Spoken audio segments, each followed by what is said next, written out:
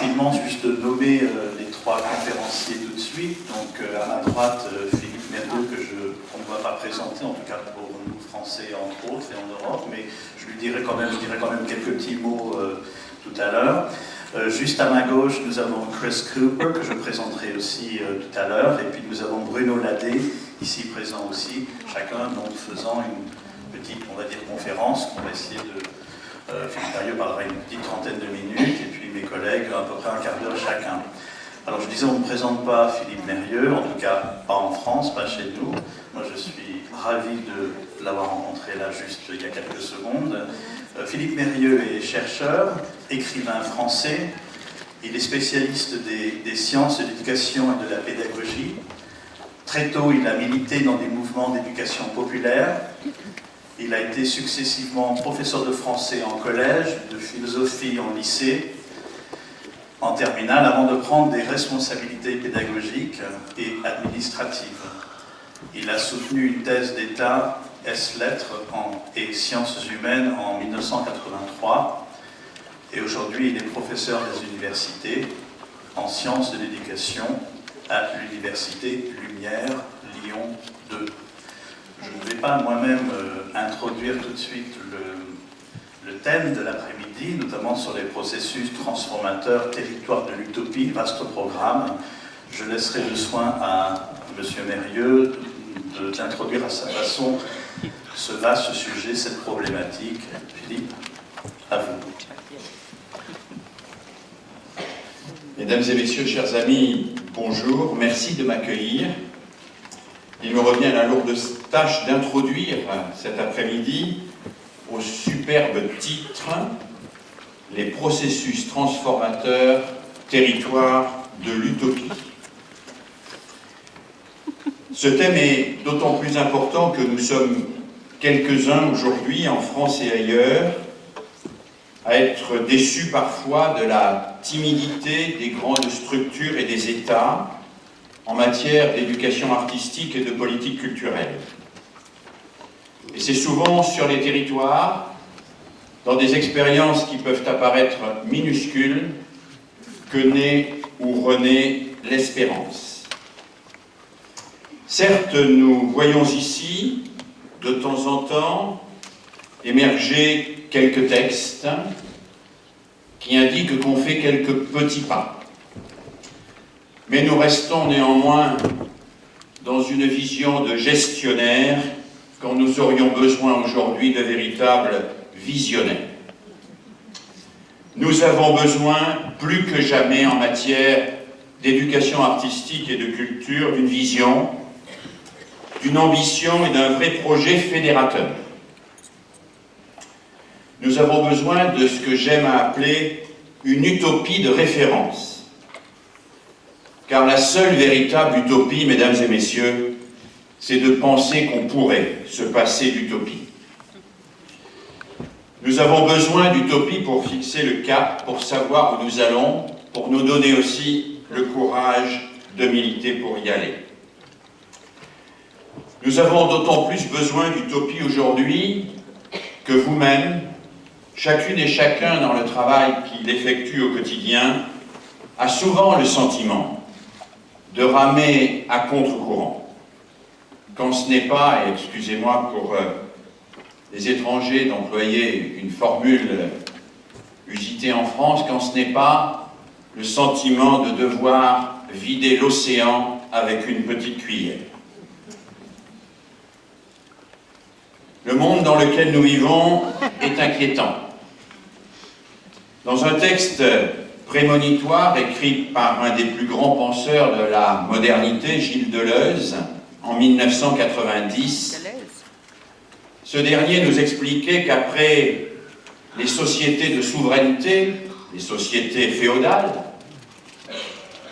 qui étaient construites autour de la puissance du chef, étaient advenues les sociétés disciplinaires, construites autour des grandes institutions, l'armée, l'école, l'hôpital, la prison.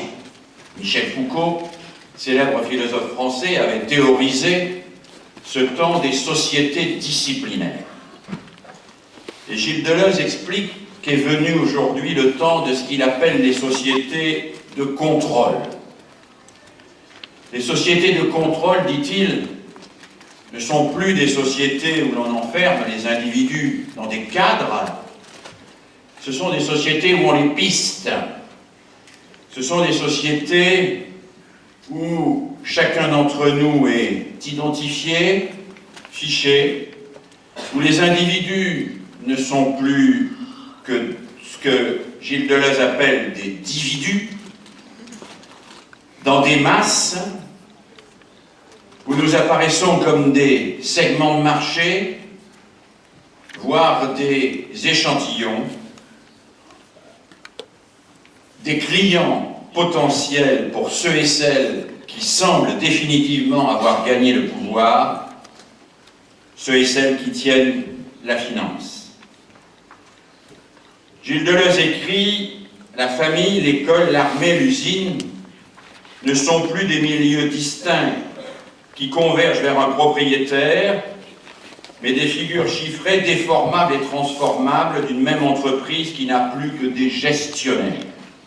Même l'art, dit-il, a quitté les milieux où il se développait traditionnellement pour entrer dans les circuits ouverts de la banque. Le service de vente est devenu le centre ou l'âme de toute la grande entreprise dans laquelle nous vivons. On nous apprend d'ailleurs aujourd'hui que les entreprises ont une âme, ce qui est bien la nouvelle la plus terrifiante du monde. L'homme d'aujourd'hui, ajoute Gilles Deleuze, n'est plus l'homme enfermé, il est l'homme endetté. Il n'y a plus besoin, termine-t-il, de science-fiction pour concevoir un mécanisme de contrôle qui donne à chaque instant la position d'un élément en milieu ouvert, comme un animal dans une réserve, l'homme dans la société. Ce nouveau régime de domination, comme l'appelle Gilles Deleuze, est aujourd'hui au pouvoir, et ceux qui ont le courage de le dénoncer attendent désespérément qu'un pays démocratique veuille bien leur accorder le droit d'asile.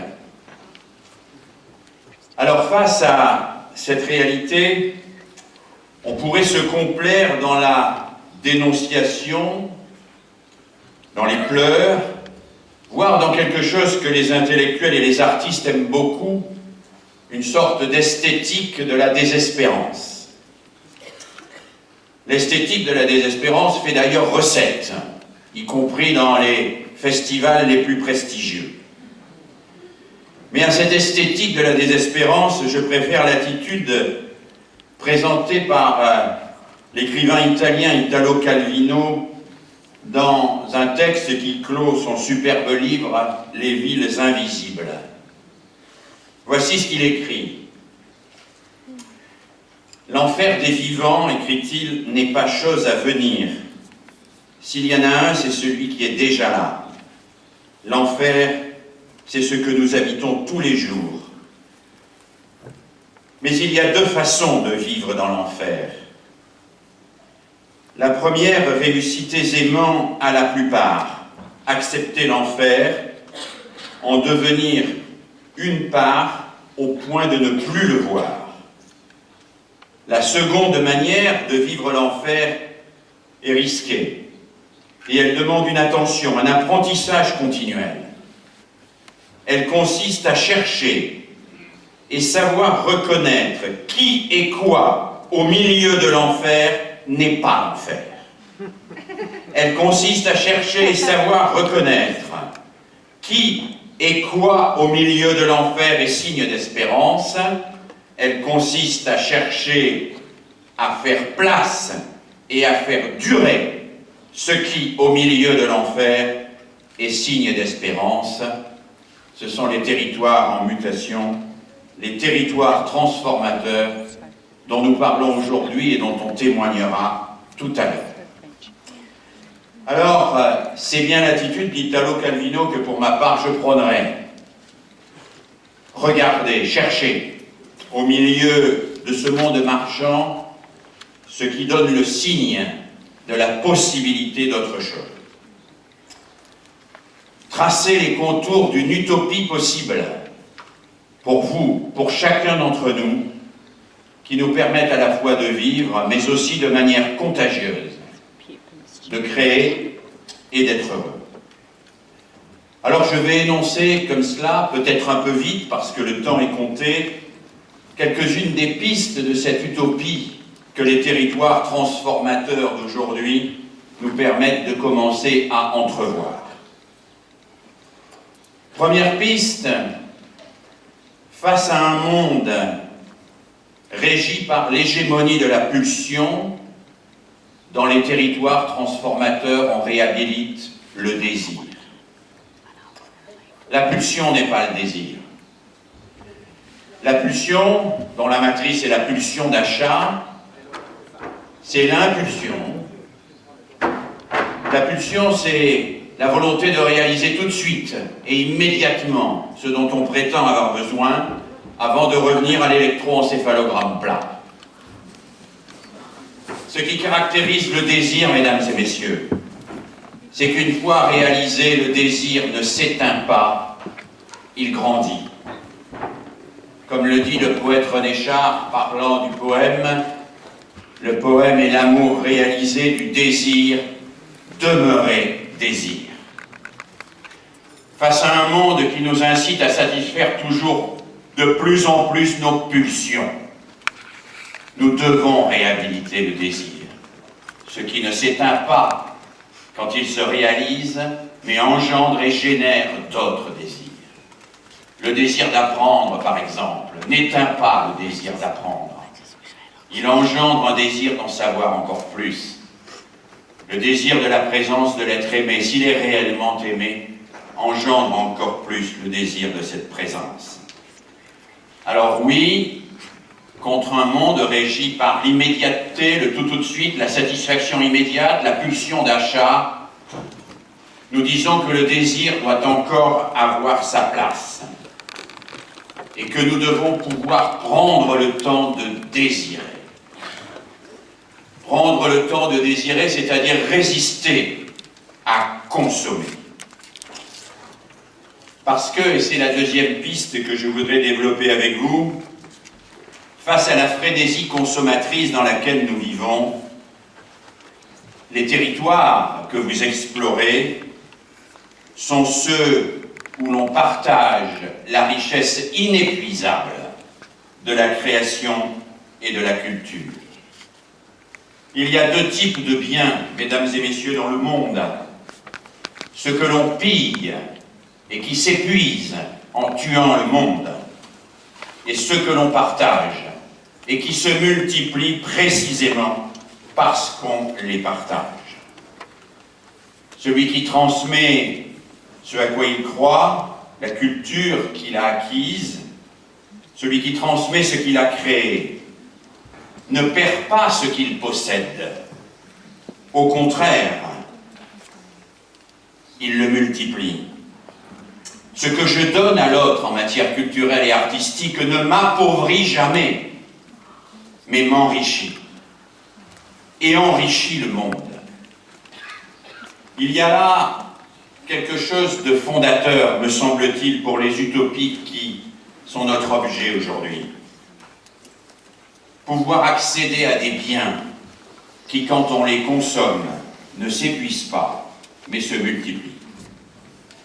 Quelque chose de fondateur qui inverse radicalement cette triste réalité que décrit le philosophe Marcel Gauchet quand il explique qu'une des caractéristiques de la post-modernité, c'est une inversion anthropologique fondamentale entre les lieux de jouissance. Il montre que pendant des siècles, l'homme a souffert par son corps et que la rédemption venait par l'esprit, par la création, par l'art. Et qu'aujourd'hui, de toutes parts, on nous enjoint de jouir par notre corps et que l'on nous laisse entendre qu'en revanche, la culture et les biens de l'esprit ne suscitent que de la souffrance. Alors oui, pour beaucoup d'enfants, mesdames et messieurs, il ne fait pas bon se prendre la tête dans un monde qui vous enjoint à prendre son pied. Oui, effectivement, la jouissance de l'intelligence, de la créativité, n'est plus aujourd'hui à l'ordre du jour quand il s'agit essentiellement de jouir par prothèse technologique interposée de ce que l'on peut consommer immédiatement.